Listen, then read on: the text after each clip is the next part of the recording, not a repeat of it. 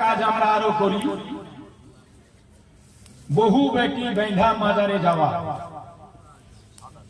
এটা ভুল করে যাবেন না, আমি বারবার নিষেধ করে যাই। পুরুষে পুরুষরা যাবে, কোনদিন মেয়ে ছেলেকে সাথে নিয়ে যাবেন না।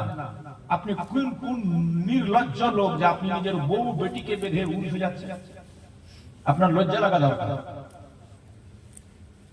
কারণ যদি কোন উরুষে গিয়ে আপনার বউটা বেপরদা হয়ে যায়, মানে মাথার চুল আর কানের দুল দেখা যায়, তাহলে আপনার ক্ষেত্রে নবী বলছেন আপনি জাহান্নামী, আপনাকে যেতে হবে জাহান্নামে। নবীজি বলেছেন 3 প্রকারের মানুষ জান্নাতে যাবে না। কয় প্রকার? যারা বলেন কয় প্রকার? 3 প্রকারের মানুষ জান্নাতে যাবে না। নাম্বার 1, যার সাবালিকা বেটি বেপরদা হয়ে রাস্তায় বের হলো, বাপ দেখছে, নিষেধ করে না, পর্দা করতে বললো না, পর্দার ব্যাপারে যে বাপ কড়াকড়ি করলো না, নবী বলছে সেই বাপ জান্নাতে যাবে না। নাম্বার 2, যার স্ত্রী ঘর থেকে বের হলো, পর্দা করে বের হয় না, স্বামী দেখলো, নিষেধও করে না, কড়াকড়ি পর্দার ব্যাপারে করে না, এই মুখের মা তুই বাইরে বের হচ্ছিস, তোর মাথার চুল দেখা যাচ্ছে কেন, তোর মাথার দুল দেখা যাচ্ছে কেন? এখন আপনি অনেক মেয়ে ছেলে দেখতে পাবেন যারা জালসায় বসে আছে কিন্তু মাথার চুল বেরিয়ে আছে। গুনাহ হবে, উল্টা গুনাহ। যত লোক দেখবে সবার সঙ্গে জেনা করার সমান গুনাহ হবে। আপনি আছেন? 2, ওই স্বামী জান্নাতে যাবে না যার স্ত্রী বেপরদা। ইমামের স্ত্রী যদি চুল খুলে বাইরে বের হয়, ওই ইমামের পিছনে নামাজ হবে না। আপনি আছেন কোথায়? ওই ইমামের পিছনে নামাজ হবে না। নাম্বার 3, কে জান্নাতে যাবে না? তো নবী বলছেন আরিয়াতুন, কাসিয়াতুন, মাইলাতুন, মুমিলাত, যে মেয়েরা উলঙ্গ চলে, কাপড় পরে আছে অথচ দেখে মনে হতো উলঙ্গ যাচ্ছে। এরকম দেখেছেন? রাস্তাঘাটে দেখছেন না? মনে হবে উলঙ্গ চলছে,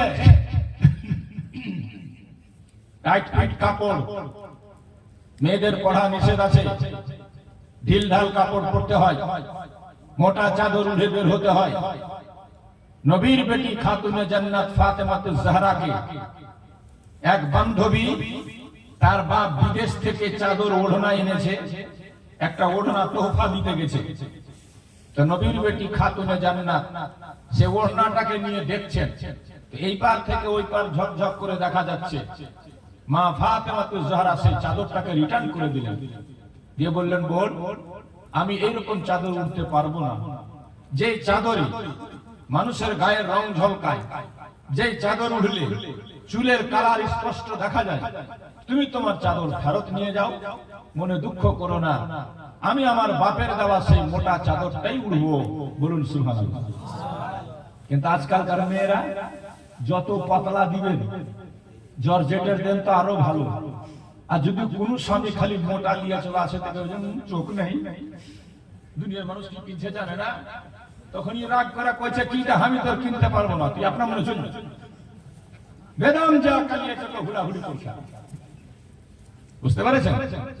এগুলা না মরলে তো বুঝতে পারবে না, মরলেই বুঝতে পারবে। মাজারে যাবেন, মেয়ে ছেলে বেঁধে যাবেন না। পুরুষেরা যে কোনো উরুষে পুরুষ যাবে, কেছোছা হোক, বেরেলি হোক, আজমির হোক, পিরানা পীর হোক, পান্ডুয়া হোক, যে কোনো মেলাতে মেয়ে ছেলে নিয়ে যাবেন না।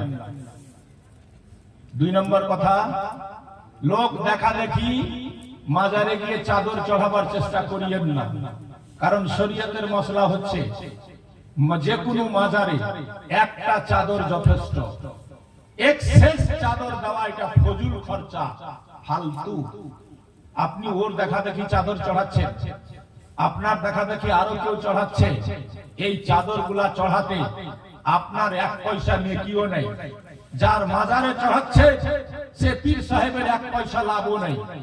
তাহলে ফালতু চড়াচ্ছেন কেন? এটা লাভ হচ্ছে শুধু মাজার কমিটির, এটা লাভ হচ্ছে শুধু পুরুষ কমিটির। এটা লাভ হচ্ছে শুধু খাদিমদের। আপনি চড়ালেন, ওরা টেনে বিক্রি করে দিল, বাজারে ডাক করে দিল। এরকমই চলছে। এ বেরাদার, কোন মাজারকে বিজনেসের আড্ডা বানায়েন না, কোন দরবারকে বিজনেস করতে সুযোগ দিয়েন না। আল্লাহর ওলির মাজারটা ব্যবসার জায়গা নয়, বিজনেস করার জায়গা নয়, ধান্দা করার জায়গা নয়। ওটা আল্লাহকে